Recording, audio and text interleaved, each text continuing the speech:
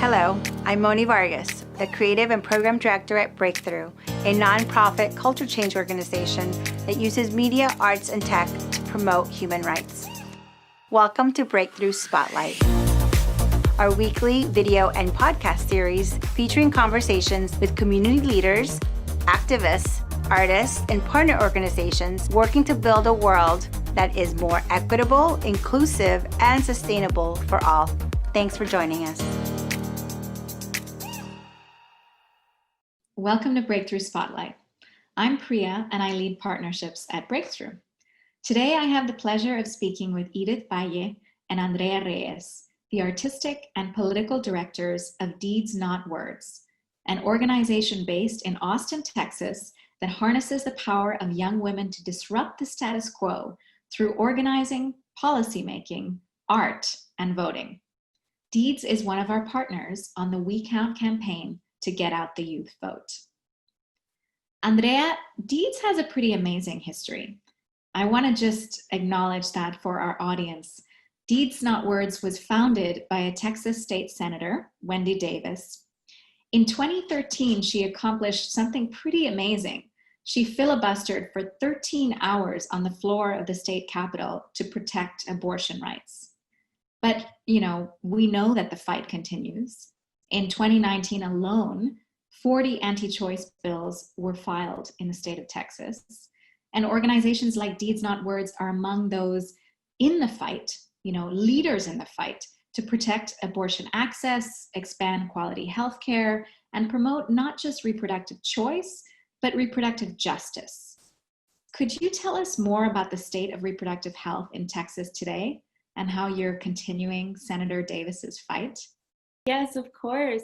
Well, first off, thank you so much for having us here. I think you're absolutely right. So Texas has always been a breeding ground for policies that limit access to reproductive health and rights. The People's Filibuster, which is what you're referring to, was a pivotal moment for our movement, and it sent a really loud and clear message to other states that were mimicking trap laws, that our bodies are not pieces of legislation. And while, sure, HB2 passed in 2013 through a special legislative session, the People's Filibuster continues to prove that Texas is a battleground state and we're not going to stop fighting for it. In 2019 alone, there were 40 extremist anti-abortion bills that were filed, but they were definitely met with resistance from people in our movement, some of which included our young changemakers, which resulted in a great success of stopping 36 of them and also passing 7 pro-choice bills. And we already know that we can't put our guard down come the 2021 legislative session. At Deeds, we are not only fighting for access to reproductive health care, but we're also pushing for justice for survivors of sexual violence, menstrual equity, legislation that acknowledges the implicit bias in medicine and addresses maternal mortality in Texas. We're also pushing for comprehensive sex ed, immigrant rights, voting, and mental health resources. In the 86th legislative session, through our Young Changemakers testimonies, we successfully passed 18 bills into law, and we're super excited to see the new legislation that we could foster in the upcoming session. So something that's really core to reproductive justice is abortion access. And we know that it was already precarious in Texas. There's been this movement for many, many years. And now amid COVID-19, access is even more precarious.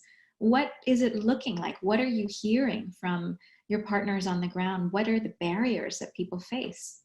Yeah, that's a really great question. If anything, this pandemic has completely shed a light on issues that we and various other organizations like the AFIA Center in Dallas, Planned Parenthood, Jane's Due Process, we've already been actively organizing around this pre-pandemic, right? But what we do know is that COVID-19 has disproportionately impacted those of us in marginalized communities. First, we can talk a little bit about economic status.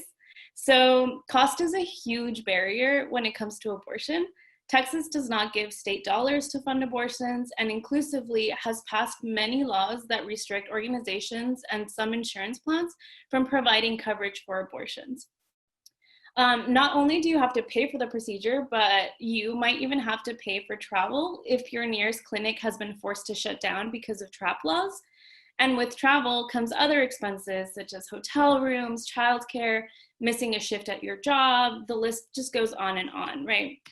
And if you're undocumented, these risks grow even more, especially if you have to travel outside of the state to find a clinic. At that moment, you're facing deportation, detainment, or potentially just having to carry an unwanted pregnancy to term out of fear. So if you're under 18, you have to obtain consent from your parent or guardian to receive an abortion. And although there's a little something called judicial bypass, side note, our friends at JDP can help you navigate that system if you're under 18 and in need of an abortion in Texas.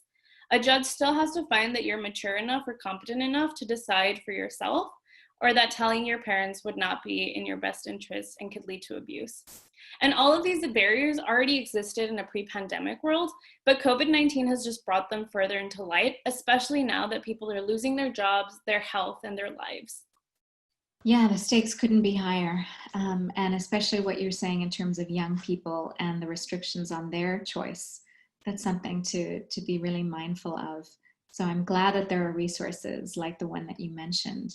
You know, something that we've been thinking about a lot and that you have been activating around is how do we organize young people, especially young women, to vote ahead of November 3rd. You're a member of the Breakthrough Coalition on the We Count campaign, which engages youth of color across the US. From your sense, your vantage point, what's at stake in the 2020 elections when it comes to the rights and the health of women and girls and also gender nonconforming youth in the US? There's a lot at stake. This election is possibly the most important election of our lifetimes. The first thing that just comes to mind is representation, right? So from SCOTUS to the White House to state government and local city councils, electing representation that will not only stand by our values as young people means that autonomy over our bodies, justice for survivors, family separation, and Black, Brown, and Indigenous lives are all at stake this election. At Deeds Not Words, we believe that in order to shift the scales of power in Texas and in the country, we have to invest and uplift the voices, leadership, and power of young people, especially young people of color. We're the largest and most diverse piece of the electorate, and we deserve to see that diversity reflected in the people we elect into office and the policies that we're enacting in our communities. So there's a lot at stake this election. There is a lot at stake, and there are newly eligible voters as well. I mean, there's a statistic that's often cited about the 7 million strong youth of color who are newly eligible to vote, who can be movers and shakers in this election season, and whose voices have to be counted. And so in addition to the issues that you raise, there are also systemic concerns when it comes to voter disenfranchisement, voter suppression, that are a real hurdle for us, all of us in the movement. And so it's even more incumbent upon us to raise awareness of the issues that we're working on and the partners that are really change makers, and you know, how every person's voice and every person's vote can actually matter and does. And one of the ways that we do that is through making it personal and making it beautiful, making it emotional. And we do that often through art. You know, we use art to tell our stories, to build coalitions. Edith, in your work, you use art. And, you know, you have shared that you see art as a tool to shift policy, but also to shift culture. How do you do that in your work? Yeah, I feel like essentially artists are definitely culture makers. When I think about it, I think culture just moves so much faster than politics. So while we have built a culture, like say around sexual assault, where we want to protect survivors, we want to believe survivors, where people, for the most part, genuinely agree with that. We don't exactly have the laws to protect us yet. And so building that culture of protecting survivors and believing them is definitely important in order to get our politicians to essentially create those laws that will protect us. I think essentially as artists, we and that imagination is bound to be possible through culture. this is where we shape the ideas that move politics. So one of the ways we do that is through our Artist in Residency program. And so this is a fairly new program, and we've had about 4 or 5 artists go through it. And these artists a lot of times go in with not much experience creating art that they believe can actually shift that culture, or really knowing the power that they have. It's really cool to see when they realize that their art can have an impact on people. So one of the artists that we worked with was Karina. She is from the Rio Grande Valley, and she was really passionate about immigration. And she didn't exactly know how reproductive justice and immigration intersect.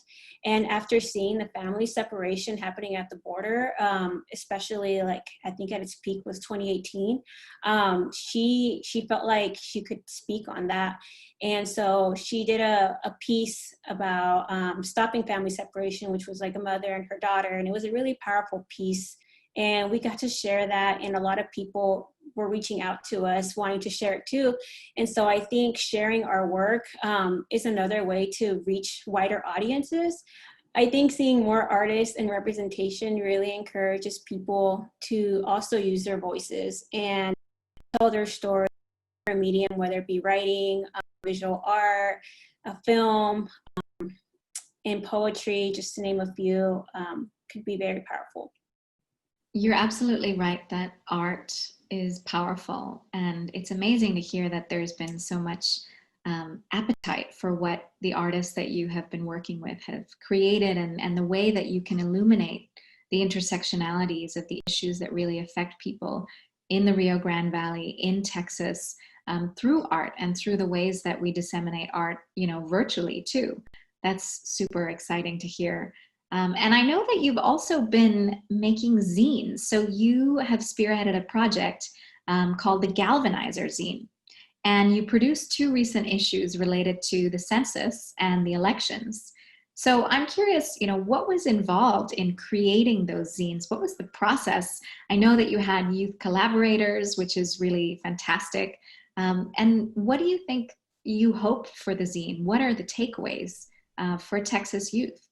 Yeah, the zine is basically Andrea and I's brainchild. I think it basically started off because Andrea is like a policy wonk, and I am not, but I do care about the issues. And what was kind of sad to realize was that even though I really cared about the issues, I didn't really understand the systems that were in place in order for to get that information about how those policies affect me. And so the way that I would often have Andrea explain to me, as I say in English, what these laws meant and what is happening at the Capitol, I don't really understand. I know it's bad, but like, how do I actually take action on it?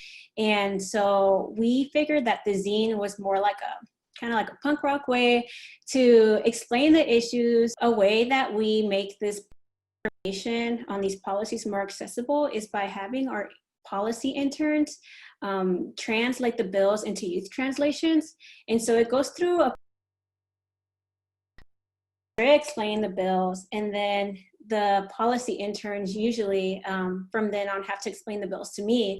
And so from that way, we kind of use that process to make the language more accessible in that way. And then we have our curriculum and training specialists take that language and further put it through a system that kind of tells us the reading level that it's at, so we can assure that people will understand it.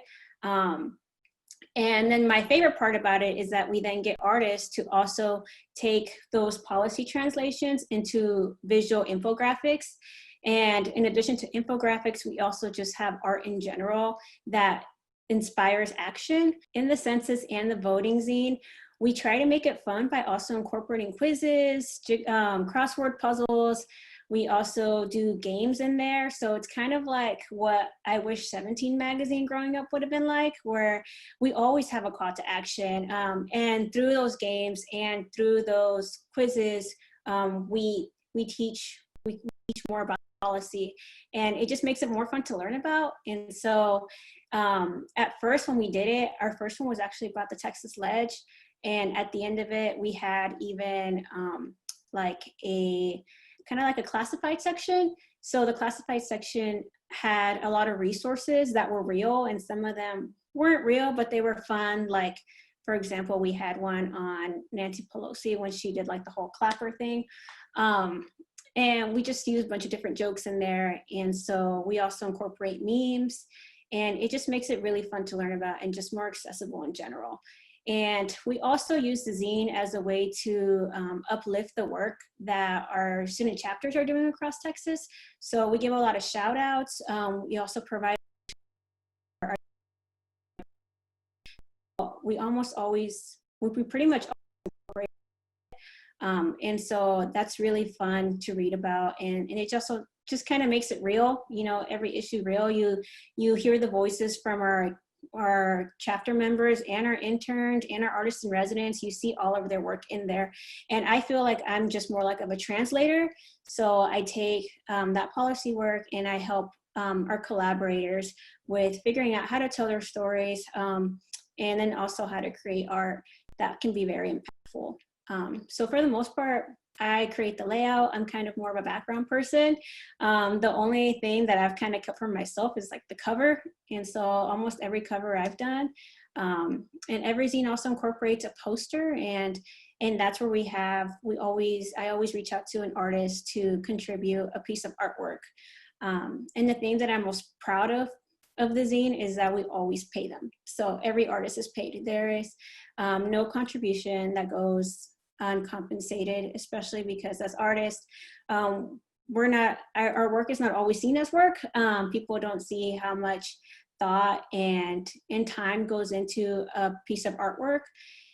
So I really appreciate that we've been able to come to a place where we really realize that art needs to, well, because we live in a capitalist society, we really need to monetize art in order for artists to survive and to keep on producing this work. Amen.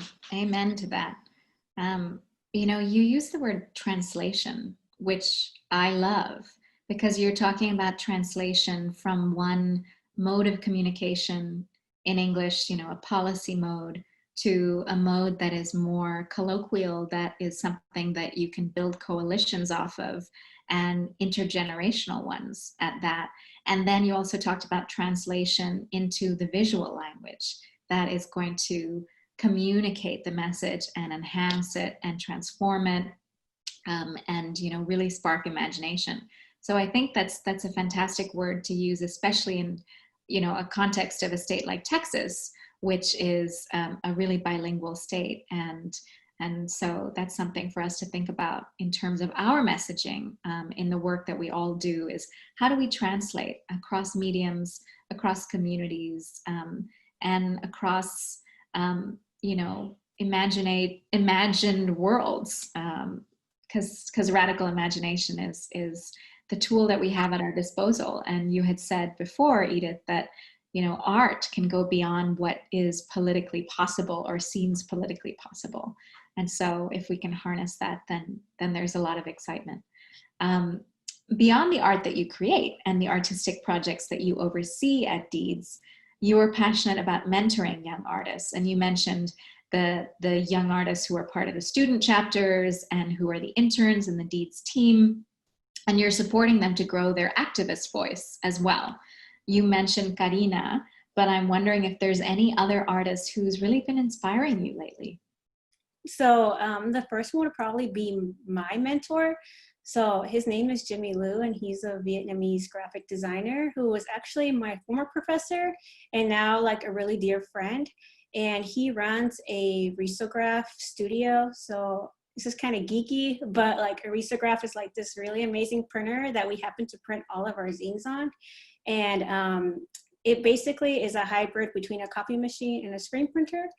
And I like the way it's being used lately, because I think through risograph, it's a very economical way of printing, and it's a very artistic medium that people use a lot, especially in advocacy spaces now that I'm starting to see. And anyways, going back to Jimmy, he is like full of projects and ideas, and he really helped me grow as a designer, especially because oftentimes I thought like to be a successful designer, I had to go work for like IBM or some tech company. And I wasn't really taught that art can be used in this way, or that design can be used to make information accessible and to educate. I was mostly taught that it could be used to sell products. And I think having him push me to keep going in the direction that I want to go, which was like being passionate about social justice and trying to find those avenues where art can really help in that way. Because I think as a student, it wasn't as obvious as it is now. I feel like right now that we're living in these tumultuous times, we see artists really using their voices. But back then it just wasn't as obvious. And now I definitely see the power in my role. And so we still collaborate. We're working on projects together, and he's very supportive of our Galvanizer zine and of our organization. And I love that I still get to work with him. And I would say the second artist who is really inspiring me is Fabiana Rodriguez. So she is an artist based in Oakland, and she does a lot of work in also inspiring artists to become advocates. One of the things that she has done is that she creates these artist toolkits that make it so easy for artists to create art that has certain messaging. Like if you don't know what the kind of messaging you want to put out there, like creating step by step, like this is the kind of messaging you should have, and this is kind of like what the outcome would be, and why we are going towards this kind of this verbiage. And so that's really helped me. We have kind of moved into creating toolkits for our campus organizers to use. And so now we disseminate graphics and copy for social media, and then our campus organizers get to share it far and wide, which makes our reach wider, and more people can be inspired by the work we make. So I just think that's a really cool idea, and definitely incorporating it now, where we're already seeing a lot of good results, and our own campus organizers are just hungry for more of that and are excited to share that work. And I feel like it makes them more proud to be able to share that kind of work too. That's really cool. Great that artists are helping artists and new generations of activists as well through these toolkits. Fabiana is actually someone that has been connected to Breakthrough as well. We were together on a panel at a summit last year, and it was a conversation around culture makers and who makes culture, who shapes culture, and the role of art and media making in shaping that cultural conversation. So I heard her speak and felt the spark of inspiration. And now I'm even more excited to check out these toolkits, and especially the ones that Deeds has produced that you've been sharing with your campus organizers, because that is an awesome, easy way to just galvanize so many people to act. I want to close with a final question, which is, we are a few weeks away from the election, and we've already talked about the fact that there's a lot at stake. But I think we also know that there's a lot of possibility. And I am curious to hear from each of you, what is your hope in a socially just world, in a world where the work of Deeds is obsolete because we've achieved our goals? What does that world look like, especially for young people and young women? Andrea, let's start with you. So I think that is a question that I ask myself every day, and it just recharges me. It's something that we try to talk a lot about during our staff meetings at Deeds, so that we can see things from a different perspective, and also incorporate a lot of like what young people are thinking through and suffering through, and like hoping on, like holding on to hope for, right? And so at least for me, I always think of two things. The first is particularly because I come from, I'm a first generation American. I come from working on immigration rights previous to working at Deeds. I always think of the people that can't vote, and the things that I am able to say to them whenever I enact my vote on behalf of everybody that can't, right? It always like gives me a sense of power and a sense of responsibility, to be able to use the privilege that I have, to be able to make a statement and make sure that all of the voices that are purposely silenced do not continue to be silenced, And then the second thing is also seeing my family of like naturalized citizens or citizens that have been born here just become so passionate about America and about American politics. I don't know, as immigrants, sometimes there's like a very different type of pride, at least that I've experienced when it comes to coming to America. And it just was very interesting for me to see how passionate and how quickly passionate they became in being able to stand up for what they thought was right and just post on social media and encourage other family members that might not be there yet to have conversations about all of the things that are currently happening in our country. So those are the things that bring me a lot of hope. And so if any young people is having the conversations that my family's having at dinner tables, then I am very hopeful for the next generations. Absolutely. And they're at the forefront of so many of these conversations. There's a generation of youth activists, especially young women activists, that are at the forefront of the climate movement, which we know is connected to racial justice, is connected to gender justice. Everything is intertwined. And it's inspiring to hear the story of your own family and the conversations that have been moving along, in private at home, but more publicly as well. It's really brave. And to see the passion. I come from an immigrant family as well, and the conversations we have at the dinner table reflect a lot of love and hope in what this country can achieve, and a lot of frustration as well. And so I think there's empathy that we feel for the people who are feeling overwhelmed by everything we're facing, and at the same time trying to cling to that hope. What about you, Edith? What is inspiring you, and what do you hope is the message that young voters are taking away?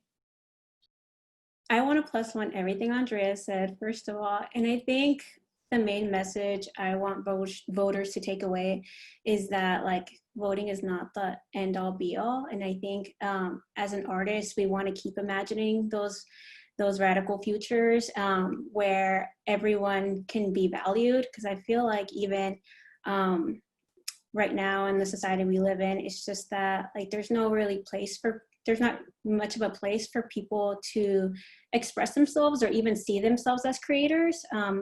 A lot of times we have to feel like we have to monetize on our hobbies or our artistic outlets when it shouldn't be that way. And I think if everyone saw themselves as a creator or as an artist, because I believe that we're all artists and creative in our own ways. I think if people feel like they have those tools to become imaginative and see those futures for themselves, we would just be in a better place.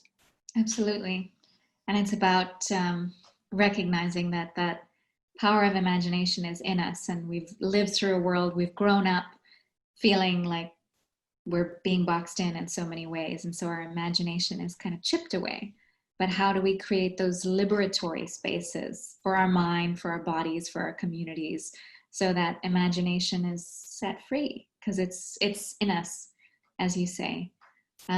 It's been a real pleasure to speak with you both and to hear both of your take on the issues that Deeds Not Words is working on, and the state of affairs in Texas and in the US, and the way that we can bring art and activism together. I think this conversation will be meaningful for so many people tuning in. Thank you both, and thanks to everybody for joining us for another episode of Breakthrough Spotlight. Please be sure to check out our We Count campaign at letsbreakthrough.org/WeCount, and more from Deeds Not Words at deedsnotwords.com. Thank you for having us again.